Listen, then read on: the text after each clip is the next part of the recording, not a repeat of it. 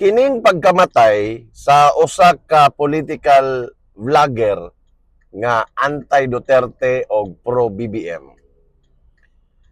I'm sure i-link na po nila ni ngadto kang VP Sara kay nakita nako gi-review nako ang mga video niya. Grabe jud kaayo mohimog mga fake news. No, ingon pa niya nga si VP Sara daw na ay kabit, sa pa daghan pa kay mga fake news jud. Unya, istoryahan ta mo sa nahitabo sa pagpamusil ni ining political vlogger nga si Mima Alicia. Bagong balhin din ni sila di Ascalucan. Usa ka bulan og tunga pa kung wa ko masayop, no? Ang pag-ilahang pagbalhin diya. Nya pagpusil sa ilang duha, kauban din niya ang iyang live-in partner. So on the spot nga namatay si Mima Alicia, nakadagan pa daw kuno pero giusban. Og ang iyang partner pod gipusil pod 50-50 nga gidala sa hospital, no? Buhi pa. Pero grabe. Ang ilang ding negosyo ani gawa sa iyang pagka anti-Duterte vlogger. Nagabay and sell din ni sila og motor, no? Nagabay and sell sila. Unya samtang gipangutana ning partner ni Mima kay buhi pa man while traveling sila paingon sa ospital, wala ko no siya nakita nga kalaban nila, no? Wala siya nahibaluan nga sila kontra. Wa pud sila niingon nga wa pud siya niingon nga vlogger anti-Duterte magaduwa siya niingon ana. Pero sa dihang gikuha na ang patayng lawas ni Mima Alicia niya gidala na sa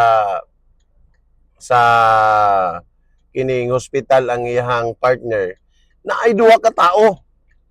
Na ay duha ka tao kanang suspects. Masuspitsa jud taning duha ka tao mga igala nga gustong mosulod sa apartment ni Mima Alicia, no? Gusto silang mosulod dito sa apartment kay naa daw sila kuhaon nga unsa ba to kwarta o unsa ba. Nakita nako sa video ang duha ka tao nakamas og kalo. Pero nagpakaroning nun sila nga parente kuno sa asa to kang Mima Alicia o katong iyahang live-in partner. Nakamas og nakakalo kining gustong mokuha og gamit nila Mima Alicia didto sa iyahang apartment. So unsa bay buot pasabot ani, no? May lang gani kay ang kining tag-iya sa apartment wala ni sugot nga pasudlon sila. So dunay posibilidad yun nga gigamit lang ni sila, no? Nya gustong mo kuha dito sa mga gamit basig unang-una ang cellphone, basig mabulabog sila makita dito sa cellphone ba unsay mga katikara nila dito kay anti Duterte maguni siya, no? So expected na nato na nga ikondena ni sa mga unang-una taga human rights, no? Kay gipatay gud ni nya sa mga kaubanan ni ining mga pro Marcos vlogger. Og syempre basin di gimuon pa nila ning kuan santo, gipatay man. Pero katong gipatay nga rider wala gyud tay nadunggan nga mga reaksyon, no?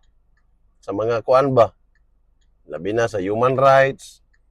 Kung rider nga luoy kaayo nang inabuhi, amo to'y dapat tagaan og pagtagad. Pero kani si Mima Alicia sa iyang gihimo, maura pud ni iyang sukli sa iyang gihimo. Kay grabe po kayo makahimog fake news jud, grabe jud kayo mo nag-search sa kinsa ba gini siya. Grabe jud kayo makapamalikas dito kay VP Sara. Kita igo raman ta mo katawa kay PBBM pero kanang miingon og mga bad words. Murag grabe kani si Mima, grabe jud kayo kung namoy mga anak ayaw gyud ninyo ipatanaw aning mga video ni Mima Alicia kay grabe kayo og mga istorya ba kabahin dito kang VP Sara. Puro fake news gyud iyang mga ginapang istorya. So mao na istorya no sa pagkamatay ni ining Mima Alicia. Mao lagi na nga kung unsa ta aw diha kita paingon